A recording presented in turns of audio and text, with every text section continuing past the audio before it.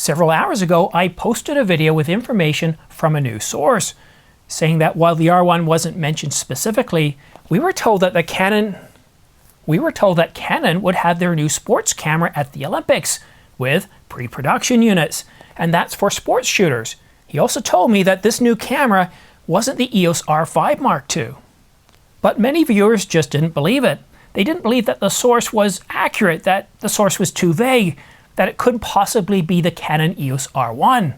Well, I'm happy to report that after publishing that video, I got confirmation from a known source, a known and trusted source that, at least up until this point, hasn't gotten anything wrong.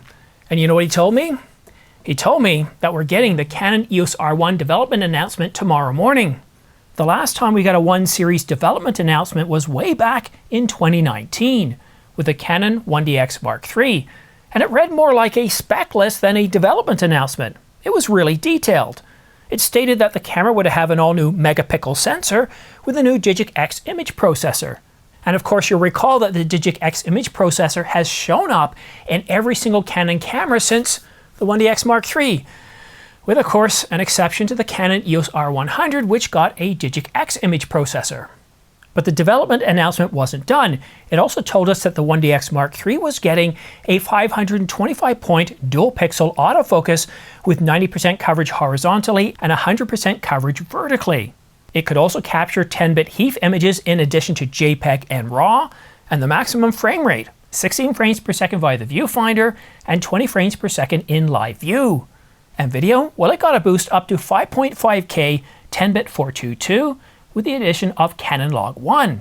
It also got dual CF Express Type B cards and of course backlit buttons. And I hope tomorrow's development announcement provides as much detail as the one we got back in October of 2019 for the Canon 1DX Mark III. I just hope it's a little bit more refreshed. Doesn't it feel like the specs for the 1DX Mark III are just a little bit dated here in 2024? Anyhow, I'll deal with those. I'll cover off specifications later on in this video, but for now, let's get to that one thing that you're really curious about, availability. Well, in terms of availability for the Canon EOS R1, photographers are prioritized. So, does this mean you? No, sadly, it's not for you, it's not for me, it's not for anybody unless you're covering the major sports publications as the aforementioned Sports Illustrated. For you and me, for the rest of the photography community, even if you're doing amateur stuff or semi-professional, you're probably going to have to wait until after the summer. That's right, my source said you're going to have to wait until after the summer for general purpose sales. So, now, if you live in the equator, basically you don't have summer, you don't have winter, you have the rainy season and the dry season, and let's be honest, the dry season is almost as rainy as the rainy season. But let's talk about seasons, because this is usually what people are referring to, especially in the Northern Hemisphere. Summer ends right around September the 21st or the 23rd. So what that likely means is an October announcement or an October shipping.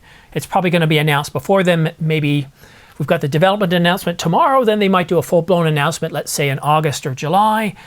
Let's say August. There's a reason why I'm going to stay away from July, and it'll probably start shipping sometime in October for the rest of us. Okay, now it's time to take a look at the specifications. Unfortunately, neither of my sources provided me with any specific information on the specs for the Canon EOS R1, and I know what you're thinking, oh my God, why can't we have that information?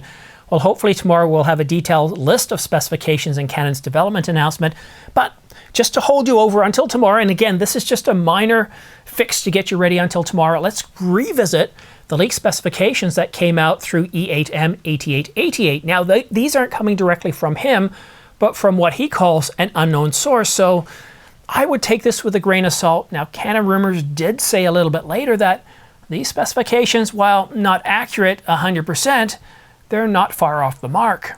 It's going to have a 30 megapixel full frame stacked dual gain sensor. It could be 30.1, 30.2 or something like that, but right around 30 megapixels. And it's going to have a new image processor. It's going to be capable of 16-bit DGO raw shooting.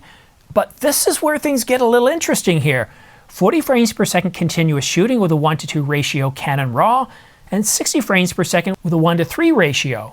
But now this is where things get absolutely bizarre. Now these next set of frame rates, while these are for continuous shooting, This is something when I first saw it, I thought, okay, maybe this is for, video? It makes a lot of sense. Let's take a look. Up to 120 frames per second, full sensor readout, continuous shooting. But up to 240 frames per second, burst continuous shooting, cropped. Now there's no mention whether it's going to be a 1:2 crop, a 1:4 crop, or anything like that. But if we take a look at the Nikon Z8 and the Nikon Z9, they can do up to 120 frames per second, but it crops it down to 11 megapixels. So we don't know at this point. I think that 240 frames per second, that is pretty extreme. Even if you just hold down the shutter button for a fraction of a second, you're probably going to nail off a good 40 or 50 shots. That's going to be pretty impressive. All right, now let's take a look at some of the rest of the specifications in terms of the sync rate. We're looking at 1/1250th of a second, 1 second pre-shooting, AI enhanced autofocus, and AI object tracking, as well as AI object and subject trajectory prediction. I've spent the better part of 6 months reading through the various patent filings from Canon, and I can tell you that there's an awful lot of patent applications dealing with this. And what we were seeing in those patent applications is if a subject or even an object is being tracked in the frame and that object becomes obscured temporarily by another object, let's say a cyclist moving behind a vehicle, for example, the autofocus isn't going to go crazy. It realizes, okay, this object is moving this way here. It's going to predict the track and try to maintain that focus point until the object reappears. Another way that I found in the patent applications is, now imagine again that same subject or object, let's say a cyclist on a bike, and they temporarily go out of the frame and then come back in. It's going to be able to do the same thing. It's going to be able to sense that, and I think that's pretty exciting to see much better. See, the speed of the autofocus system, the speed that we hear an awful lot talked about. Panasonic, Canon, Nikon has the fastest autofocus system. Who cares? We don't care anymore. They're more than fast enough. What we care about is accurate. And if the autofocus system can think like us, the R3's eye-controlled autofocus system, I think that's a really, really powerful capability, which I expect to see in the R1, but fine-tuned. And to be able to think more like us just makes using the camera a whole lot easier. We don't have to worry about the settings as much. When we're tracking a subject, we can just shoot and, well, instead of spraying and praying, we're going to get more shots. We're going to get a much better hit rate.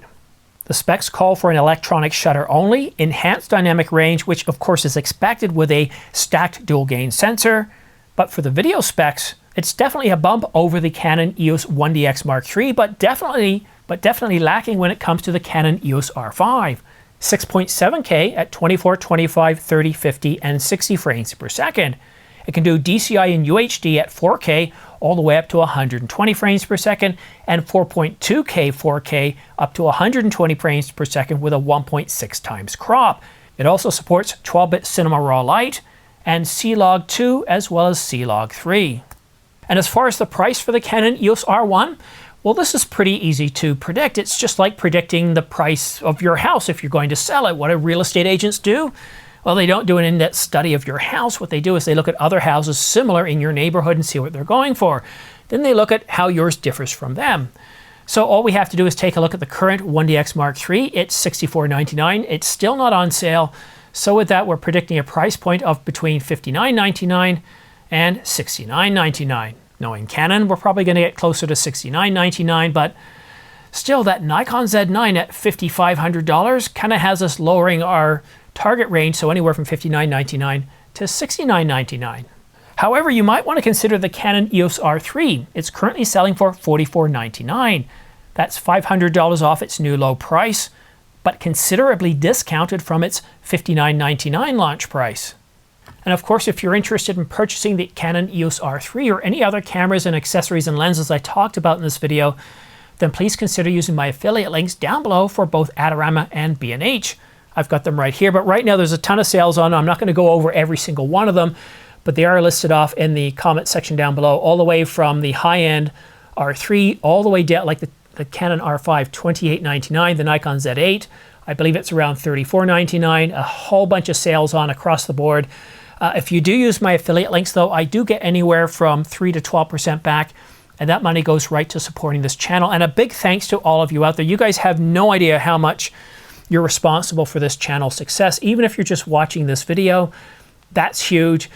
For those of you that use my affiliate links, thank you so much. That really does help provide income so I can, you know, purchase lenses like these so I can tell you what they're like. The 200 to 800, the 100 to 500, the 100 f2.8, 50 f1.2. And of course, I'm going to be picking up the Canon EOS R5 Mark II when it comes out. So a big thanks to you, but also a big thanks to all my sources, especially the new ones that have joined me this year. I mean, all of you guys, this is really truly becoming a community, and thank you so much. It means an awful lot to me. And for those of you new to this channel, if you want to subscribe, that's fine. Go ahead. Don't feel you have to. But if you do subscribe, consider choosing all notifications. So that way, as soon as I publish a new video like this one, you can stay up to date on all the latest and greatest.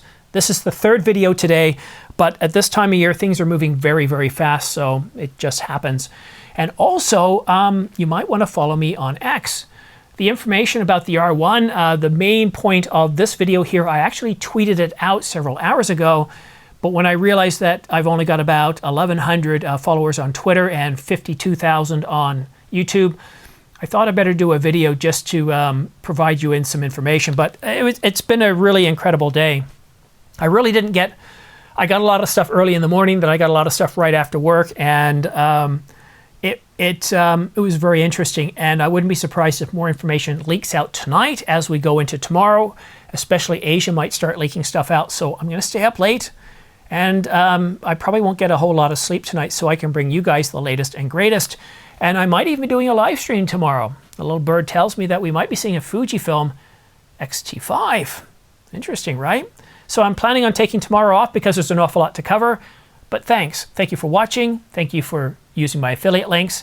And thank you for just engaging with other viewers in the comment section. So lots going on. Unfortunately, we're not going to be able to pre-order the Canon EOS R1 tomorrow. It's just a development announcement. So that's why I haven't been talking to you about the pre-order links, although I do have them in the description. But most likely we won't be able to do any. Well, you know what? We should be able to find out a little bit more tomorrow. Oh, one other thing too, just before I let you go. I didn't just get information about the Canon EOS R1 today. I also got information about the Canon EOS R5 Mark II. I've got the expected launch window. I've also got, how should we say, I don't have detailed leak specifications for the Canon EOS R5 Mark II, but I do have the direction the camera's going in. I will talk video, I will talk stills, and for some of you, this is going to be a bit of an eye-opener, so I hope to have that video out sometime later this week, maybe Thursday, maybe Friday, maybe even a weekend piece, but I've got information on the EOS R5 Mark II coming out shortly. But that's it for now, guys. I don't know how long I've been recording for here. What time is it? Oh my God, 21 minutes. Thank you so much for following, tuning in, commenting. We'll see you again soon.